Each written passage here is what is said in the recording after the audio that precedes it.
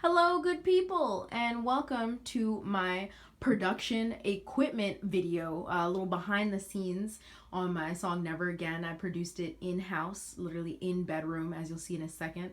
The reason why I'm facing this direction is not only so that you get to see my lovely apartment window view, but also so that I don't get into the good stuff too soon. But basically, I'm just gonna shuffle the camera on over. Look at that little pan. To get started with my equipment setup and my closet space behind it.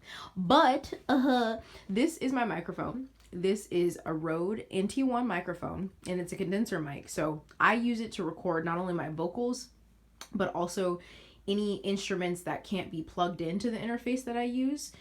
So on this song, for example, on Never Again, I used an acoustic guitar. Initially, I tried using my electric guitar without any presets, and then tried putting an acoustic preset on it, but that didn't end up working well at all. So I was like, let me just use my mic to its fullest potential with all of its capabilities.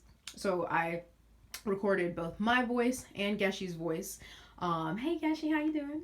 As well as the acoustic guitar. So this is my microphone setup. You know, we got the handy dandy pop filter. Ooh, she cute.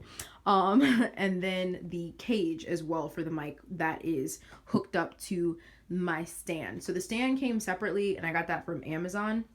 But the pop filter, the mic itself, it's like little connecting pieces, and the cage I got as a set through Guitar Center. So if you're at all interested in that set, I can definitely give you some information about it, because it's a really good microphone for the price and the fact that everything came bundled like that. So yeah, that's my microphone setup. We'll just switch over here for a second a little bit, and then we're gonna turn back this way. I actually recorded like a good portion of this video in portrait mode instead of landscape. So this is like my third attempt.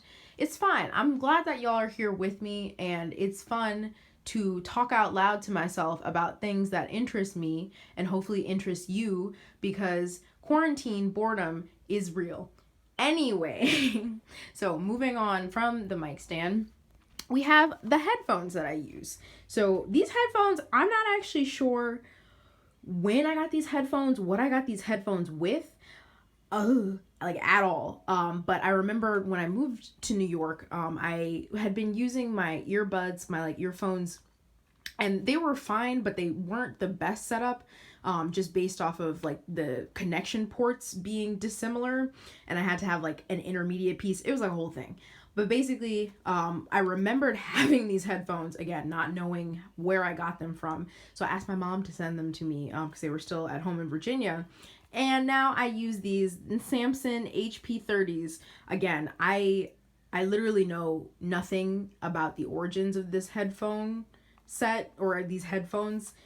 They work well for what they are, and at some point I will upgrade, but for now, since they are free to the current me, again, I guess the past version of me bought them with something. I'm just gonna use these. So I use these with my set, and they plug into my audio interface. Oh my god. Okay, so this is my baby. This is my Scarlett Solo 3rd generation audio interface by Focusrite. And wow, oh my god, look at how beautiful she is. Look at that crimson scarlet, but red rouge. I'm just very excited about this interface, because this was one of, other than the investment that I made in the mic, this was one of my more expensive investments when it comes to the setup, but it was completely worth it, because it's a great audio interface.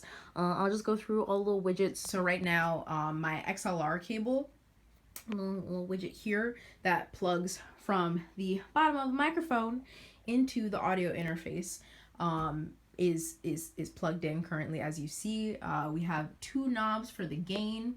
First one is for the XLR input, and then the second one is for the 1/4-inch input. That's what I usually plug my electric guitar into, or any other instruments. You can plug a bass into it, anything that uses a 1/4-inch cable. And then you have your monitor settings, which, fun stories, not on this song, but on other tracks that I've done, I have learned that the monitor needs to be down, basically down to the ground down, because the headphones that I use, they pick up, usually I'm recording close to the mic, so they pick up on any of the like latent sound that's bleeding through them, because they're not like super high quality. It's fine. They do what they need to, but that's that. We're just gonna even have this down just as a default. Oh, and then this is one of those mid pieces that I was talking about. So when you take this, I can't take it out.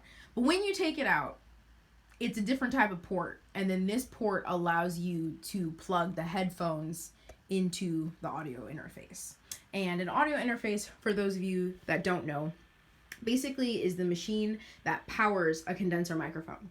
A condenser microphone, it requires an audio interface to plug and to connect into here, which is our DAW, our digital audio workspace, which for me is Logic Pro X. And this is a necessary component because it's powered by, oh my god, what is the name of it? Phantom power, which you can see here. This like 48 volts indicates that. Again, I don't know all of the like things about it, but basically you need an audio interface to use a condenser microphone in conjunction with your workspace, with your digital workspace. So I picked the Focusrite because I actually was recommended it. This specific brand, the Scarlett Focusrite audio interface, and I love it so much. So yeah, that's that. And then lastly, we'll get into the actual computer setup that I have here. So as you can see here, this is the Never Again track. It was at one point called Weather Again, and I save the versions that I work on by date, and I just kept saving it as Weather Again instead of the Netherlands, Nether regions. Anyway, instead of Never Again, but it is Never Again. And this is one of the final tracks before I used a online service to do the mastering for it called Lander. But as you can see here, we got all the tracks that you could ever want in your life.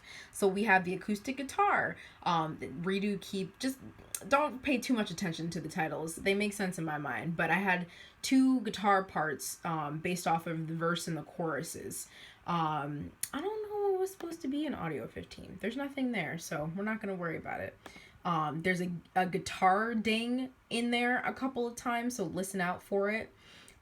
Rehearsal room, that might have been like another embellishment. We got the bass in here that I used like MIDI wise. My verse, my 2 verses, some background vocals, because again we got to embellish. Some tracks that I just never deleted, like this one, and then the ending. Oh, also didn't delete that one, that's fine. Geshi's choruses, her echoes, which actually they didn't end up making the final cut, but you know, it's still beautiful without them, so we love it. And then these are basically a lot of embellishment tracks that you'll hear throughout. We got some hums, we got some oohs, I wanna feels. We pan them to the different ears so that the experience is as full and dynamic as possible. So left ear, right ear. And then Geshi's in part, and that's all like looped together, so it's like a very just like rich experience, especially with headphones at the end. Just like get ready for that, you're gonna enjoy it.